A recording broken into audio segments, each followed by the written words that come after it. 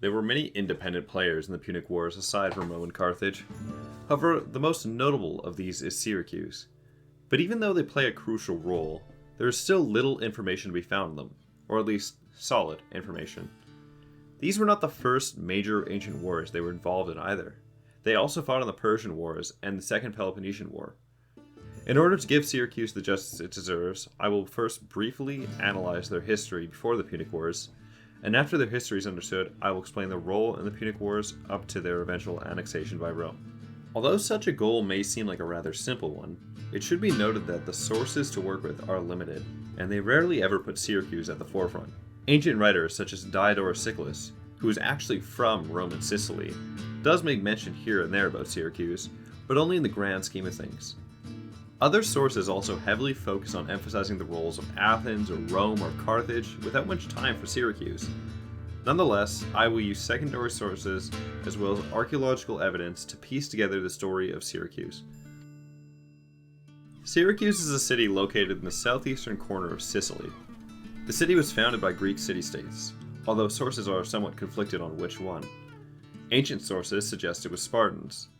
This was proven to be not entirely true, but it was not far from the truth either. The real settlers of Syracuse were, in fact, from the Peloponnese, just not from Sparta, but a small town near Corinth named Tanea. In 733 BC, a date agreed upon by archaeologists and ancient sources alike, the city was founded. It should be stated that these first migrants were not the same as early colonial settlers. They were economic refugees, seeking a means to make a living. While Corinth is typically adored for its wealth and extravagance, it would be foolish for any modern scholar to propose that it was the pinnacle of equality.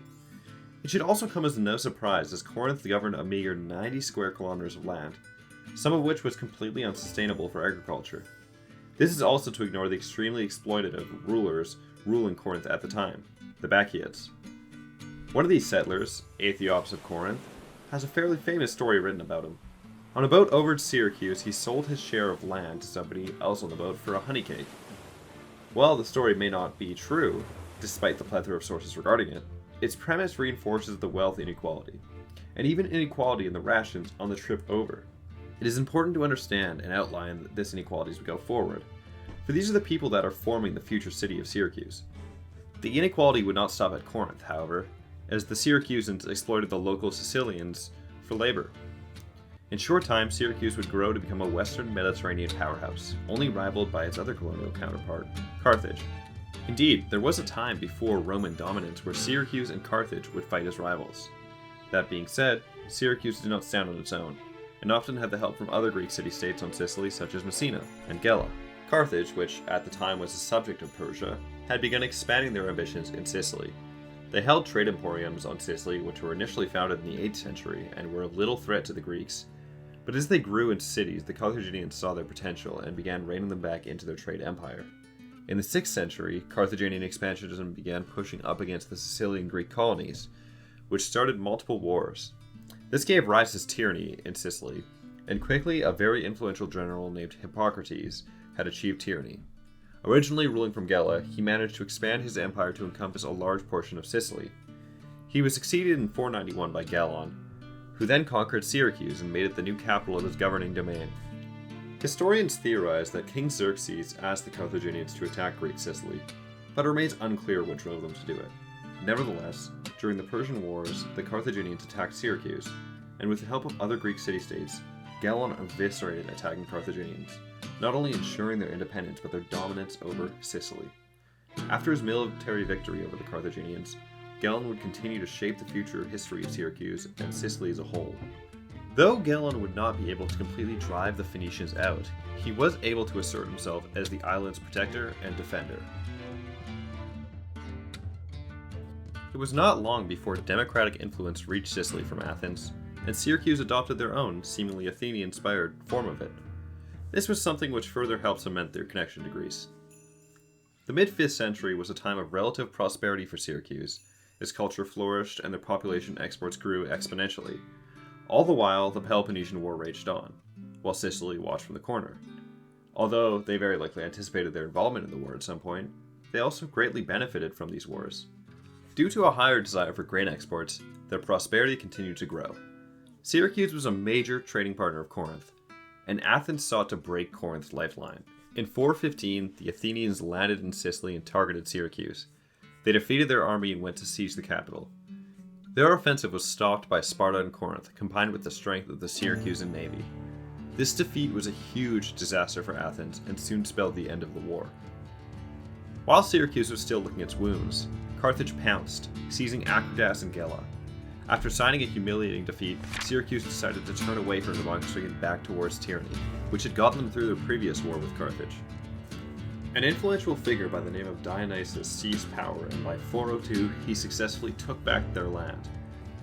From 383 to 375 he fought an inconclusive war against the combined strength of the southern Italians and Carthage, which in itself is saying something that this once growing Greek colony was now able to stifle a strong coalition such as this. During this war, Diodorus Siculus claims that Syracuse invented the catapult, which is a rather strange point to make, but it shows that they were making advancements even during a time of war. Dionysus was a very strong ruler, and he had fought multiple wars against Carthage, nearly banishing them from Sicily, while also settling southern Italy in the Adriatic. This moment was the height of Syracuse, which is important to note because from this point forward the city would be fighting against the tide. Although Dionysius' eventual successor, Timoleon, was not entirely bad, managing to defeat Carthage in a war and renew stability in Sicily, it was not enough to turn back the tide. Timoleon even eventually peacefully retired in the 330s, which is extremely unusual for a tyrant. And for many historians, this marks the end point of the classical history of Syracuse. And this would be a very fine natural endpoint. However, the story does not end here for the city, and the century that follows this spells the end of an independent Sicily. The history which follows is very much of the same vein. Though, again, Sicily will never reach its extent under Dionysius, along with all the other tyrants, which brought Sicily to the forefront of the Mediterranean, seemingly were strong enough to convince them that tyranny was the way to go. Nevertheless, some cities reverted back to democracy and other forms of ruling. But it was assured that during any time of conflict, Syracuse would muster up a strong general in the form of a tyrant to defend the independence of Greek Sicily. In the years leading up to the Punic Wars, a tyrant ruled Syracuse named Hicetus. He, like many other tyrants to rule Syracuse before him, had dreamed of grandeur, and after successfully defeating a neighboring rival, his excitement drove him to attack Carthage, thinking he might be the next Dionysus. This led him straight into a defeat, likely significantly lowering the prestige of Syracuse. During this time, Pyrrhus had just concluded a costly war with Rome. Syracuse was still heavily aligned with the Greeks, and they invited Pyrrhus into Sicily to help drive out the Carthaginians. But this was immediately stopped by the Carthaginians, and they made an alliance with Rome and attacked Syracuse. They besieged the city, but their siege was broken by Pyrrhus, who nearly arrived too late. He drove out the invading Carthaginians and accrued support from many city-states in Sicily and other parts of the Greek world. After being proclaimed ruler of Sicily, he continued to drive the Carthaginians off the island, up to the port city of Lilybaeum, where his council advised him against his own judgment to lay siege to the city and remove Carthage from Sicily entirely. Unfortunately, the siege was unsuccessful, and Pyrrhus had to turn his attention back to Italy, leaving Sicily to ruin. After this, Syracuse struggled for some time to find its footing, until another tyrant arose and proclaimed himself king, Hieron II. He obliterated the Mamertine forces, and while he was posturing for conquest, the Mamertines were absolutely horrified. Though they were betraying the rest of Greek Sicily, their fear of the Syracusans is a testament to Hieron's strength at the time. The Mamertines sent not only for the aid of the Carthaginians, but also later for the aid of the Romans.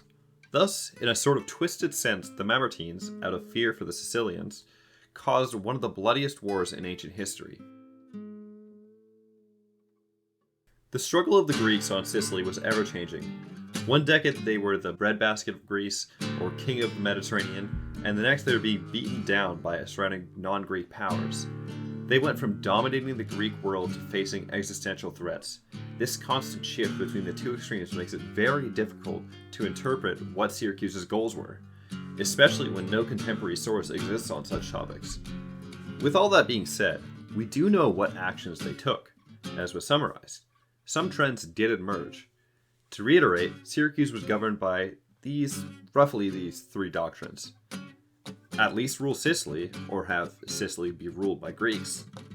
To accomplish this, they would usually use a strong tyrannical leader, And finally, their expressed geopolitical goal was to propagate Greek dominance over the Mediterranean, which translates to supporting other Greek city-states, or actually founding new colonies throughout Italy and the Adriatic, as was evidenced by the support that they received from many other Greek city-states in times of struggle, and the support that they handed other successful Greek leaders. At the outset of the First Punic War, Syracuse was in defense mode. Carthage had recovered their rule over the western territories, and were threatening Syracuse itself. The Mamertines were constantly raiding their neighbors, and actively sought to weaken Syracuse in any way. When the Syracusan armies sat down to besiege Messina, the Carthaginians helped the Mamertines and forced Hero to withdraw. This was clearly out of fear. The Phoenicians did not forget how strong the Syracusans were only decades ago. When Rome arrived to help the Mamertines, they occupied the city and immediately turned towards Syracuse. Now, Syracuse was fearing for its life, being the last of the independent city-states on Sicily. They formed a treaty with Carthage in order to deter the Romans, which is strange because that was their long-standing rival. They both set out to siege Messina, and Hero sent a message to the Roman consul Appius Claudius, who was looking to cross over and break the siege of Messina. Hero was incredibly enraged with the Romans who sought to step foot upon their island, or his island as Hero specifically phrased it. And that phrasing is important, because that means that Syracuse had declared Sicily as their island. And of course it makes sense, since they were the only one of these three powers whose capital was actually on Sicily. Rome decided to attack Syracuse first. And this is confusing for the regular interpretation of the Punic Wars, that it was solely a contest between Rome and Carthage. In reality, the situation was much more complex than that. Every single side involved were fighting for their survival. If Rome had taken Sicily, it was a short distance from Tunisia, and if Carthage had taken any more land, it would have been a short distance from Italy and Rome itself. And it's not like they did not fear Syracuse. It was just recently at the forefront of an empire which actively fought a war against Rome and nearly banished Carthage from the island. But whatever the reasoning, Rome targeted Syracuse first, and they sought to get them out of the war first. Both consuls famously sieged Hadrianum, taking it by storm. This defeat in itself was enough for most of the surrounding cities to immediately sue for peace. Eventually, Rome arrived at the walls of Syracuse. Hero likely pondered on the situation he was forced into, and the absence of the Carthaginians. He sued for peace with the Romans and was reduced to a small kingdom. Syracuse likely spent the following years deeply contemplating its position. There were still people living who remembered a very strong Syracuse, but now it was nothing but a wedge between two powers who were vying for their dominance. Though this is not very different from the rest of its history, what makes this so much more dire than any other circumstance is that neither side was Greek. But this is not to say that Hieron's rule was terrible. On the contrary, his doctrine of neutrality following the humiliating defeat of 263 gave Syracuse time to consolidate. And while Carthage and Rome were devastated by war, Syracuse was quietly prospering. Hieron's successor, Hieronymus, did not have the same wit as his father, and when he took the throne, he was persuaded to aid Carthage instead of Rome. He was quickly assassinated, and the Phoenicians immediately sent ambassadors to rule in his stead, for the kingdom was essential in the campaigns of Hannibal. Rome, realizing the direness of the situation, sent their best general, Marcellus, to siege Syracuse, and after 2 years, the Romans breached and sacked the city. This is the official fall of Syracuse. The Romans installed a praetor, and Sicily became the first province of Rome. They instituted much of the same policies as Hieron, revitalizing the economy and agriculture of Sicily. Many of the very successful tyrannical men who ruled Syracuse were not actually from Syracuse, but any ruler ruling in Sicily used it as a capital or a base of operations.